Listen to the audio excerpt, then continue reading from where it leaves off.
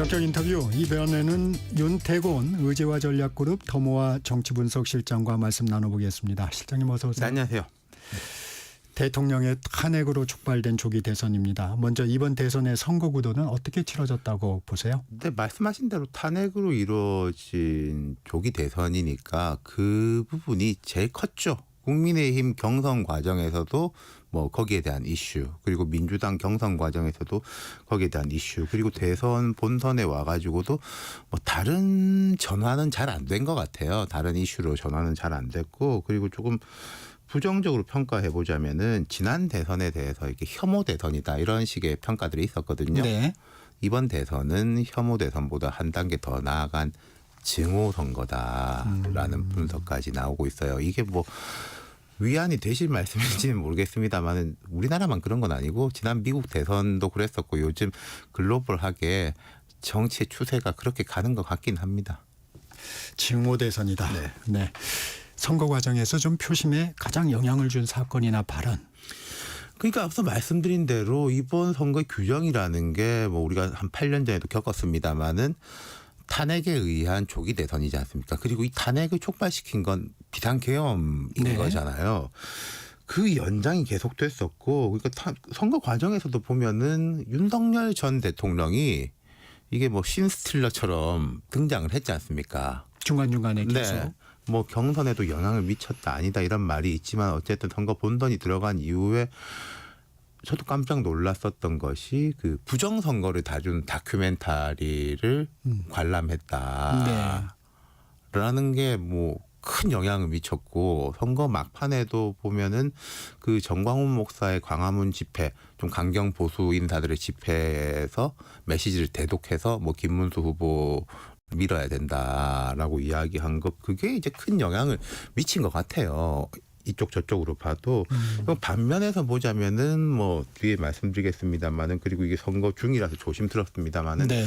이재명 후보가 좀 유리한 판세가 진행되고 있는 건 분명한 것 같은데 이재명 후보 쪽을 보자면은 앞서서 이제 신지호, 김유정 두 분 이야기에도 나왔지만 좀 사법부에 대한 이야기들 네. 그게 좀 마이너스 요인으로 작용한 것 같아요. 조금 더 풀어서 말씀드리자면은 지금 현재 민주당은 국회에서 압도적인 의석을 가지고 있지 않습니까? 네. 그리고 대선도 객관적으로 볼 때 앞서 나가고 있는 것이고 그러면은 이제 입법부하고 행정부를 뭐 같은 표현 같은 본질입니다만 표현이 다를 수 있는데 뭐 어떻게 보면 장악이고 어떻게 보면 석권을 하게 되는 건데 여기다가 사법부에까지 강한 영향력을 미치려고 한다라고 하면은 국민들 입장에서는 이게 견제 심리가 발동할 수밖에 없는 거거든요. 이제 집권했을 경우에. 그렇죠. 예, 그런 부분을 제가 만약에 전략적으로 본다면은 민주당이 캠페인 기간 동안에는 그런 우려를 조금 낮춰주는 부분으로 좀 뭔가 메시지라든지 여러 정책적 방향이 나갔어야 되는데 그런 우려를 낮춘다기보다는 오히려 조금 더 키우는 쪽이 아니었었나 그런 부분이 있네요. 후보별로 선거운동 좀 살펴보겠습니다. 이재명 후보는 탄핵 이후 출발점이 좀 빨랐습니다. 일찌감치 실용 요선으로 중도층 공략에 나섰었는데 선거운동 어떻게 평가하십니까? 이게 뒤에 다른 당도 마찬가지입니다만은 저는 이제 이재명 후보하고 민주당 약간 나눠서 보고 싶어요. 네. 지금 이번 민주당의 선거 캠페인을 보자면은 제가 한 20여 년째 이 일을 하고 있는데 각 당 중에서 이런 정도로 깔끔하고 체계적으로 돌아간 캠페인을 본 적이 없을 정도라고 평가하고 싶어요. 민주당. 예, 후보 말고 이제 선대위의 네. 뭐 홍보라든지 유세 진행이라든지 이런 면이. 근데 이걸 보면은 민주당 어디든지 간에 제가 이런 표현을 잘 쓰는데 잘 되는 곳은 잘 돼서 잘 되고 잘 안 되는 곳은 잘 안 돼서 잘 안 된다. 그러니까 민주당이 왜 강하냐면은 지난 총선하고 지지난 총선을 압도적으로 이겼지 않습니까? 그러니까 전국에서 TK 지역을 제외하고는 다 포스트들이 있어요. 충청, 수도권, 전남 할 것 없이 TK를 제외하고는 거의 전국적인 망이 깔려 있고 또 민주당의 의원들이 많다 보니까 지금 민주당에서 이번 선거를 이제 허리에서 이끄는 의원들을 보면은 뭐 재선, 삼선 그룹들인데 이분들이 젊은 시절 20대 후반 30대부터 당에서 보좌진이라든지 당직자로서 활동을 하면서 뭐 떠올려 보면은 2002년 노무현 대통령 선거나 2004년 17대 선거 때부터 실무자로부터 장뼈가 굵은 사람들이 지금 재선 3선급 허리에 포진해가지고 전국적으로 포진해서 선거를 이끌고 있으니까 허리가 튼튼하군요. 그렇죠. 군대로 치면은 이게 뭐 연대장, 대대장들이 아주 탄탄하다는 거죠. 이걸 뒤집어 보면은 국민의힘은 그렇게가 안 되고 있는 것이고 민주당의 이제 당이 되게 강했다. 첫 번째 말씀은 이걸 드리고 싶고 두 번째 이야기는 이제 이재명 후보의 캠페인인 건데 이재명 후보에 대해서 제가 아쉬운 점에 대해서는 방금 말씀드렸고 네. 사법부에 대한 이야기 컸던 거 그리고 이제 어쨌든 이재명 후보의 강점이라면 이건 역시 강해서 강한 겁니다. 무슨 말이냐면은 당에 대한 장악력이 압도적이었기 때문에 경선 과정에서 일단 누수가 없었지 않습니까? 그렇죠. 어느 당이든지 보면은요 경선이 본선보다 더 어려운 점이 있어요.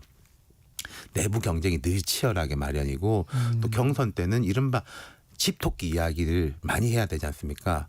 중도층 이야기를 하면은 아 이거 뭐 우리 정체성하고 다르다 이런 비판까지도 받을 정도인데 근데 이재명 후보 같은 경우에는 그 앞서서 워낙 압도적이었기 때문에 경선 과정에서부터 그냥 본선 같은 경선을 진행한 거죠. 그러니까 누수가 없었고 선거 진행 과정에서도 이른바 유의미한 비주류가 없었기 때문에 이건 뭐 장점이자 단점이기도 합니다만 그러니까 브레이크가 없었다라는 뜻도 되고 누수가 없이 선거를 진행할 수 있었다. 예. 이 김문수 후보도 좀 살펴보죠. 네. 경선 후유증을 극복하는데 좀 시간이 걸린 것 같습니다. 어떻게 그렇죠. 보세요? 김문수 후보에 대해 가지고 세 가지를 짚어볼 수 있을 텐데 첫 번째로는 윤석열 전 대통령의 그림자를 떼내지 못했다. 마지막까지도 이게 김용태 비대위원장이 뭐 대통령 뭐 얼씬도 하지 마라. 그리고 막판에 보면은 나름의 승부수였던 것 같은데 우리가 탄핵 반대 당론을 지금 무효화하겠다. 뭐 늦은 감이 있었지만 그런 이야기를 꺼냈는데 그 윤상현 선대위원장이 우리 그렇죠. 정체성을 무너뜨리는 행위다라고 하고 그 김문수 후보는 그 부분에 대해 가지고 아예 그냥 언급을 안 하고 피해 나가는 식으로 갔단 말이죠. 그러니까 윤 전 대통령의 그림자를 떨쳐내지 못한 것 첫 번째. 그리고 두 번째로 보자면은 김문수 후보가 제 기억에는 아마 지난 4월 9일에 국민의힘에 복당했을 겁니다. 그래서 바로 경선에 뛰어들었죠. 그래서 이제 저력을 발휘해서 후보가 됐는데 이 이야기를 뒤집어 보자면은 대통령에 나가려고 하는 준비가 본질적인 준비가 부족한 거 아니냐. 그러니까 국민의힘 같은 경우에 뭐 홍준표, 한동훈 이런 분들은 어찌됐건 뭐 한 1, 2년 전부터 대통령 되고 싶어 해서 준비를 했던 것들이 이제 보였는데 김문수 후보는 본인의 준비가 부족했고 그리고 윤석열 전 대통령의 이제 그림자를 떼내지 못하니까 이건 이제 연동되는 이야기인데 김문수 후보가 강력한 후보라면은 전임자의 그림자를 떼낼 수 있었을 거예요. 근데 또 전임자의 그림자가 강하니까 강한 후보가 되지 못하고 이게 쳇바퀴처럼 연결되는 구조인 거죠. 거기다가 당적인 역량, 아까 제가 민주당에 대해 말씀드리고 뒤집어 보면 국민의힘이 되는 건데 지난 두 차례 총선 동안에 너무 많이 졌어요. 그래서 의원들 중에서 영남권 비중이 너무 높습니다. 영남권에서 국회의원이 많이 돼서 문제라는 게 아니라 다른 지역에서 안 된 게 문제라는 거죠. 그러다 보니까 조금 당 전체가 중도 수도권의 민심에 이렇게 싱크로율을 높이지 못하는 게 보였습니다. 이준석 후보는 단일화 프레임에 빠졌다고 볼 수 있는데 이게 좀 표심 확장에 제한이 있을 그렇죠. 수밖에 없었겠죠. 지금 제가 계속 드리는 말씀을 한번 주의 깊게 보시면은 원인하고 결과는 항상 연동됩니다. 네.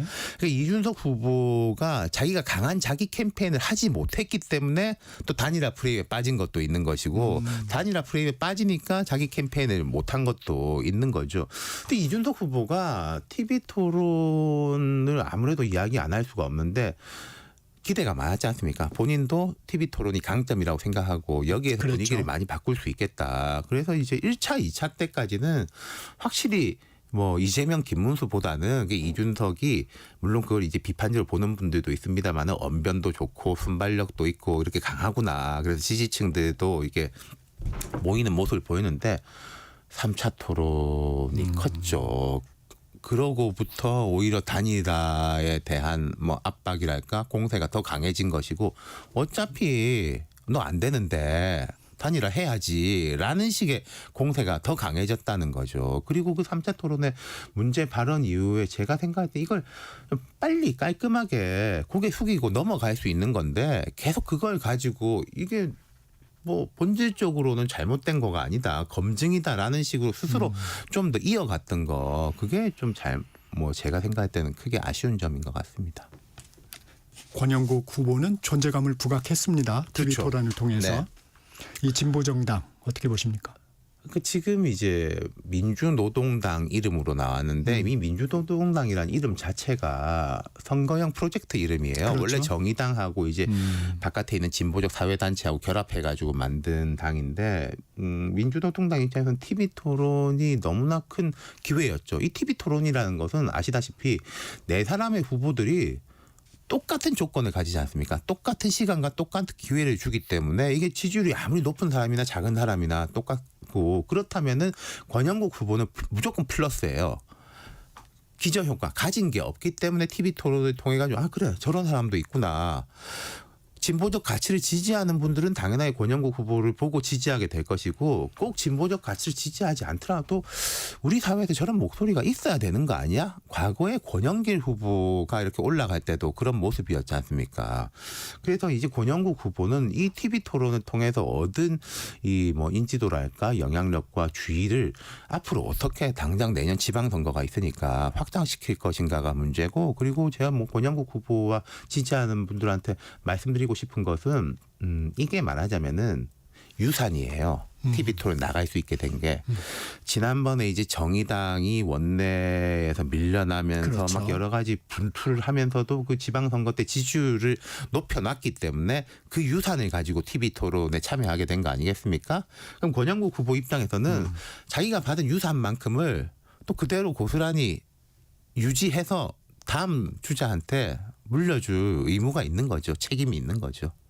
과거 정의당에 해당하는 지지율 정도의 성공 그 부분이 가능할까요? 그렇게는 쉽지가 않을 것 같습니다만은 이번 선거 기간에 이제 뭔가 부채감이라든지 영향력이라든지 그래 한국 사회 이런 사람들이 필요하지. 게다가 이제 뭐 민주노동당 입장에서 호기일 수도 있는 것이 지금 현재 민주당이 우리는 중도 보수다라면서 가운데로 밀고 가고 있지 않습니까? 그럼 왼쪽이 뻥 비어 있는 상황이잖아요.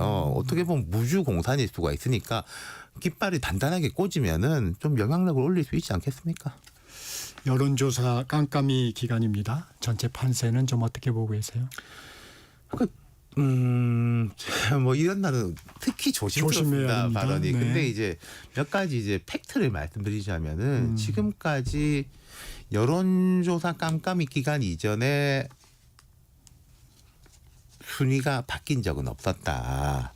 역대 그리고 선거에서 그 순위가 되게 좁을 때 좁혀진 적은 조금 있었는데 역전된 적은 없었다. 뭐 그런 정도 말씀을 드릴 수 있고요. 또 이제 이런 면은 있습니다. 지금 보면은 이제 우리가 지난 역대 민주화 이후의 대선을 보면은 두 가지가 있죠.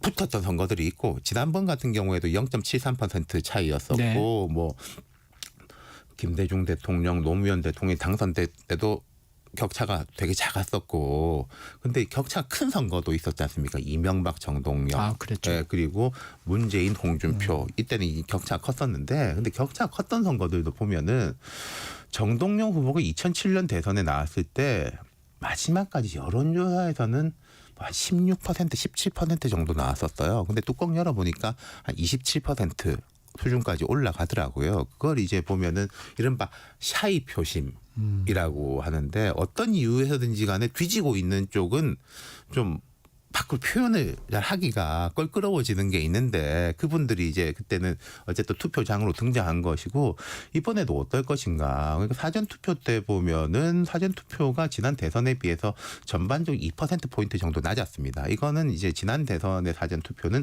금, 토. 휴일이니까 마음 편하게 나가시는데 이번은 평일 양일이었지 그렇죠. 않습니까? 그러니까 이제 뭐 직장이라든지 일하는 것 때문에 불편함이 있어서 낮아진 건데 보면은 호남은 많이 올라갔고 영남 지역은 많이 떨어졌거든요.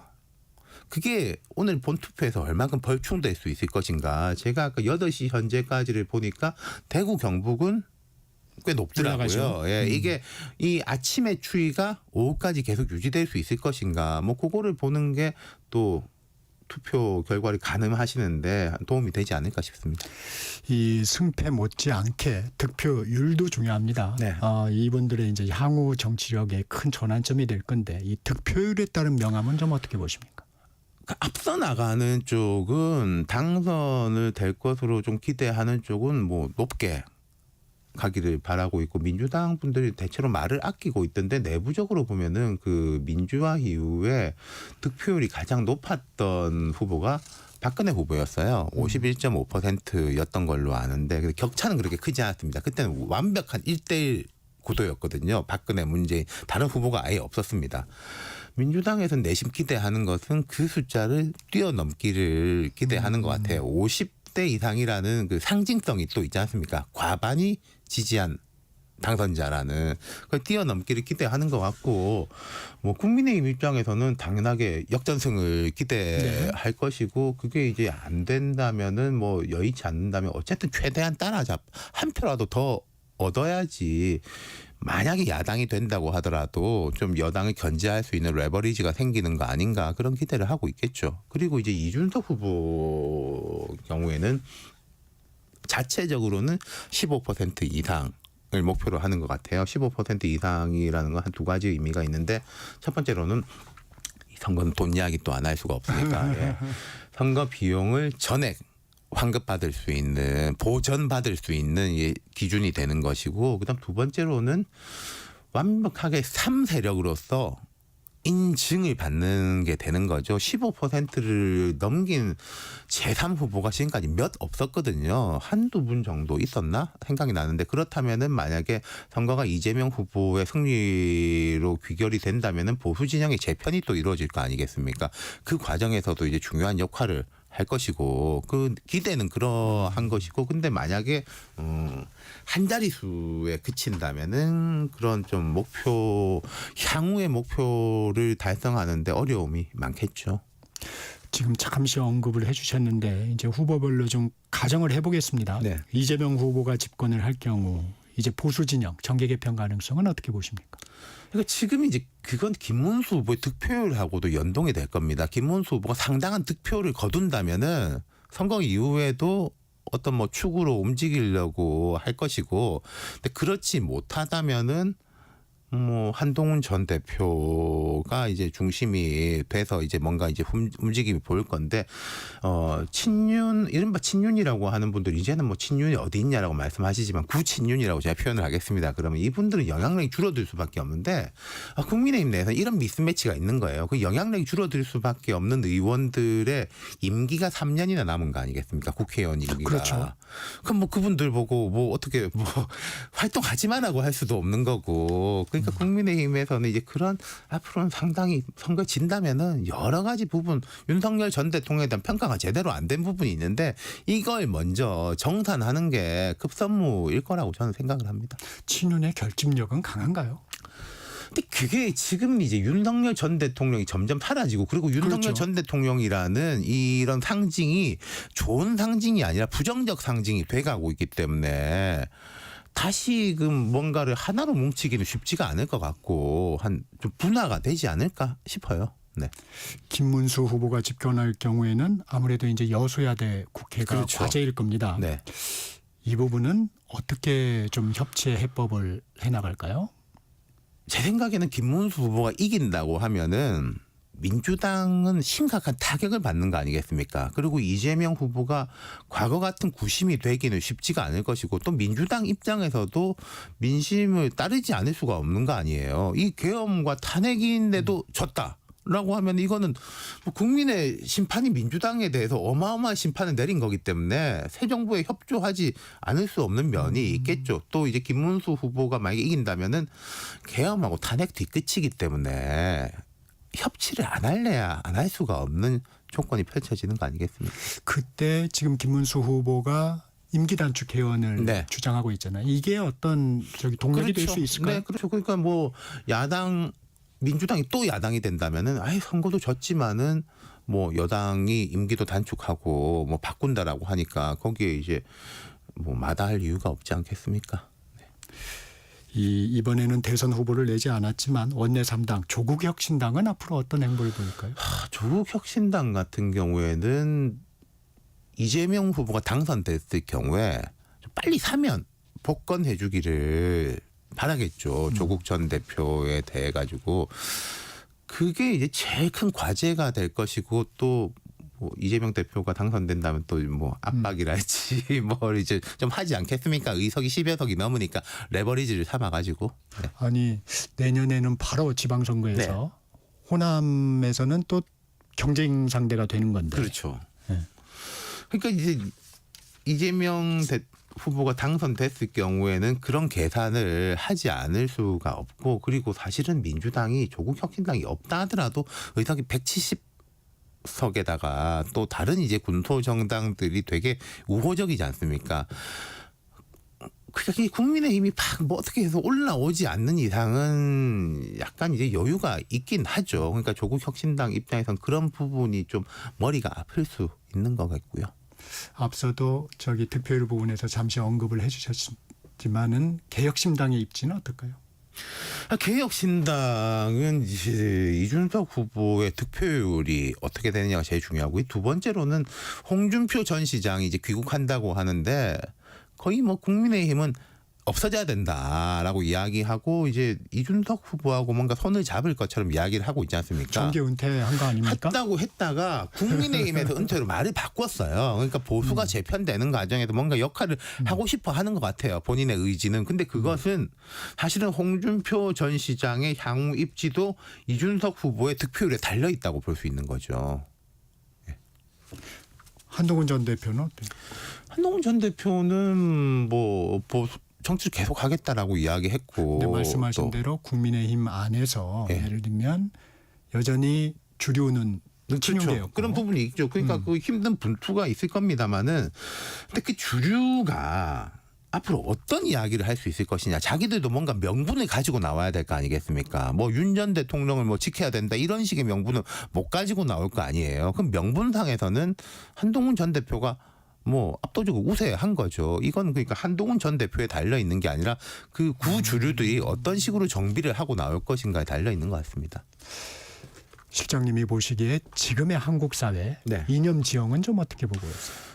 저는 한국 사회는 제가 이런 말씀드리면은 조금 놀라는 분들도 있는데 저는 보수화되고 있다고 생각해요. 이거는 탄핵에 대한 파면에 대한 평가하고 다른 겁니다. 이게 뭐 윤석열 보수라고 해가지고 윤석열 전 대통령 계엄을 지지하고 이런 게 아니라는 거죠. 제가 한국 사회가 보수화되고 있다는 말씀은 8년 전에 조기 대선 당시에는 대선 때 의제가 최저임금 10,000원, 비정규직의 정규직화 이런 의제들이 중심이었어요. 근데 이번 선거에는 뭐 별 의제도 없습니다만은 기억해 보시면은 선거 본선이 이루어지기 전부터 이 당 저 당 할 거 없이 세금 깎아줘야 된다. 기업 잘 되게 그렇죠. 해야 된다. 네. 미국하고 가까이 지내야 된다. 라는 쪽이고 특히 이제 20대 30대는 보수화된 게 역력히 보이거든요. 근데 이걸 조금 잘못 이해하시는 분들은 그 윤석열 전 대통령이라든지 계엄에 대한 평가하고 이걸 연동시킨 분들도 저는 꽤 봤는데 저는 그건 완전히 다르다고 생각하거든요. 사회가 보수화됐기 때문에 보십시오. 한국 사회에 이제 대한민국 국민이라는 게 전 세계에서는 엄청난 기득권이에요. 그렇지 않습니까? 전 세계 70억 인구 중에 한국 국민으로 산다는 것. 여기 이 정도의 복지 혜택, 국가의 위상, 문화적인 뭐 지위. 외국에 나가도 한국 사람이라고 하면 이렇게 쳐주는 것. 이런 자체가 엄청난 기득권인 거거든요. 근데 계엄을 통해 가지고 이런 기득권을 무너뜨리려고 한다? 우리가 이 안온하게 살고 있는 민주주의와 뭐 경제적인 지위를 계엄을 통해서 훼손시키려고 한다? 보수적 입장에서 그거는 견딜 수가 없는 거죠.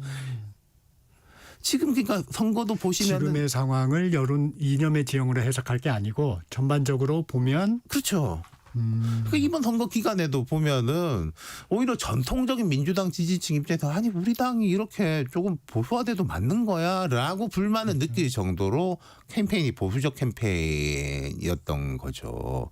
그 뭐 사법부에 대한 공방이 있습니다만은 전 그것도 뭐 대법관을 이렇게 늘리자라는 게 전통적인 진보의 의제인가? 이건 약간 정치적인 투쟁에 가까운 거죠. 지금 뭐 진보 보수의 이념적 투쟁이 아니라 지금 보면 이번 선거 때 뭐 예를 들어서 북한에 대한 이슈가 나온 적이 거의 있습니까? 안 나왔죠. 의제화가 좀 덜 됐죠. 예. 마지막으로 새 정부의 가장 시급한 과제 뭘로 사실 꼽으시겠습니까? 안정성이고 정상화인 거죠. 지금 겨우 사실 어떻게 보면 버티고 가고 있는 거지 않습니까? 대행의 대행입니까?